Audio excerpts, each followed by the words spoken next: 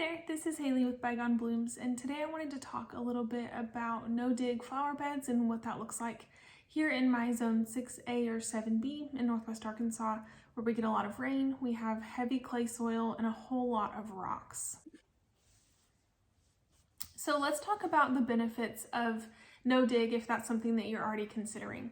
The first thing is it's a whole lot cheaper than raised beds. You don't have to buy metal raised beds, you don't have to build wooden ones. You can put your compost right on top of your topsoil. I use cardboard as a weed barrier, and then I just layer my compost right on top. So I get compost from our local city. They have a facility where people can bring leaves and sticks and yard waste, and they turn it into compost. They'll load up your truck or your trailer or whatever you have. They even bag it. I tend to get the non-sifted compost just because it's cheaper. So the ideal would be to use sifted compost, and ideally I would love to use organic compost. I just don't have that in the budget right now. So I just get compost, like I said, from our city, and they'll fill up a truckload for me, and I just will unload it where I need. And when I am making new beds, not raised beds, new no-dig beds, I like to layer compost on top of my cardboard. So the ideal for your cardboard would be that it would be just brown cardboard without print. It wouldn't have tape or anything, glue or anything like that on it. I just use what I have. So I do my best to use brown plain cardboard without anything on it, but sometimes that's not an option. So if I have to use cardboard that has printing on it, I just make do with what I have. Another thing that's really helpful when using no-dig is that it helps to improve your soil underneath. So where I live in Northwest Arkansas, here in a zone 6A, 7B, we get a lot of rain, but our soil is very clay. It's very compacted, it's very hard, and then we also have a whole lot of rock. So there are individual rocks, and then the rock bed is not very far down. So when I was planting some of my trees in the back of my property, I literally had to use a pickaxe to get them into the ground. I know that when my neighbor built his fence, he had to rent a digger because there's just no way, and we did the same thing. There's just no way that you could dig post holes by hand here. I know some of you live in areas where you have beautiful soil, and so this may not even be something that you need to consider, but for us, it's just not an option to plant straight into our soil. So if you're in a position where you're considering raised beds or no dig and thinking about the cost and what that looks like, I will say that I prefer the look of raised beds. I like how the plants are kind of separated. It looks uniform. There's clean lines. I really love the look of that. And I'm not against raised beds. I think that they're really beautiful and they can work really well. And I've used them in the past.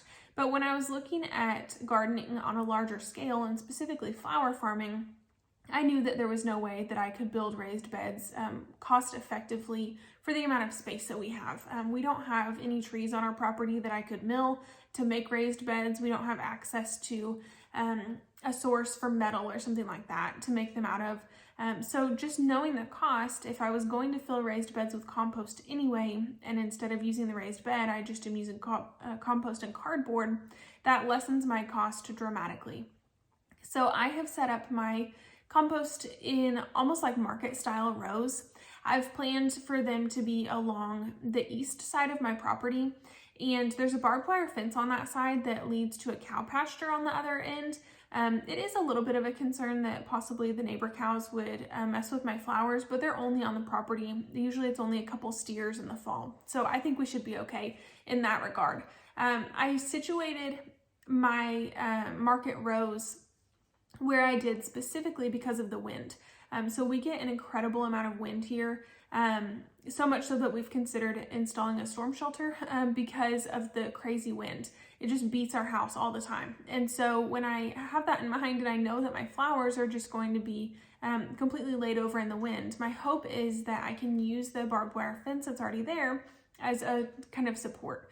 So I wouldn't want to just have my support structure or netting or whatever just freestanding because I don't think that it would hold up to the wind.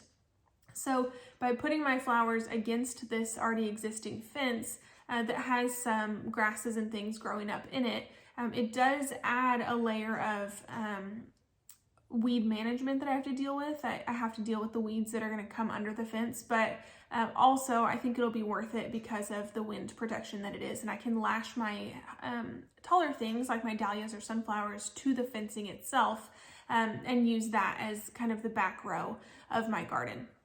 So that's why I made that decision. I have two 50-foot rows that are about 2-ish feet apart. I wasn't completely exact. I did measure, but when you're laying out cardboard and you're throwing compost on top of it, it's not going to be perfect.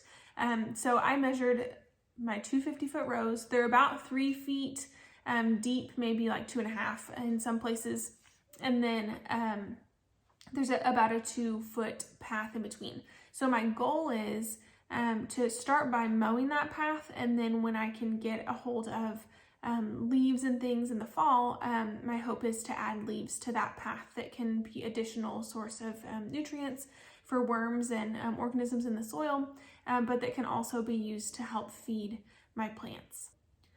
One of the things that I really like about No Dig is that when you have a raised bed, a lot of people will put them on top of concrete or on top of some sort of weed barrier or something, but the roots of my plants can grow all the way into the soil as far as they want to with No Dig. So the cardboard itself will break down.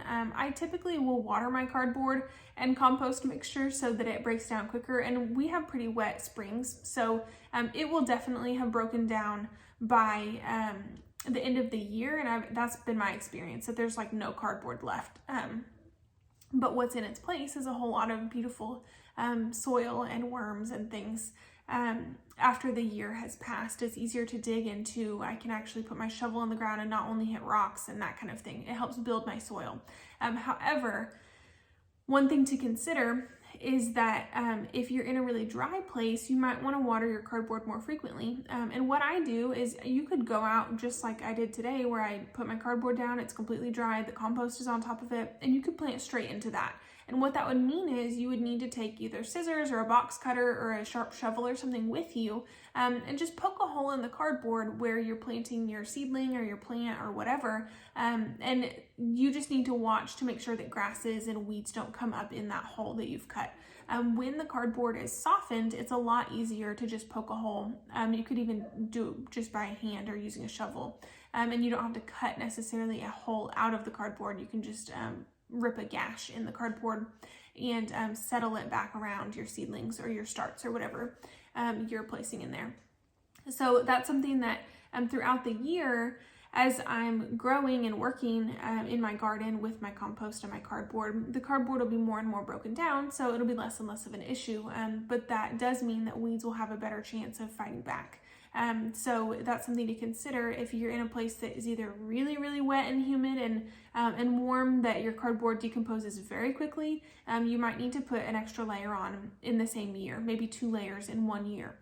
Here for me, I just need to consider at the end of the year, like in my front flower bed where my compost has taken over and my cardboard is gone, do I need to put more cardboard down? Am I going to use mulch or something like that? My plan for my market rows is to continue adding compost. And that's one of the things that people who say to use deeper compost encourage, that because it suppresses weeds as well. So my plan for the future is to let this cardboard decompose. It's killing off the grass and the weeds that are already existing because they're dark, because they don't have access to sunlight or nutrients and things. They still have access to water, but they can't really grow if they have no sun. So by blocking those out, I'm hoping to give myself a fresh start, and then I can maintain weeding and things from there. It is just not feasible with our rocky ground to try to dig up all of that grass and weeds and those kind of things. I'd be happy to answer any questions that you have regarding No Dig, but for our area and in my situation, it has been really successful. I've tried lots of different gardening types, and especially as I'm looking to scale up my flower farming and cut flower operation, No Dig has really been helpful for me. So let me know if you have any questions, and thank you so much for growing along with me. I'll see you in the next one.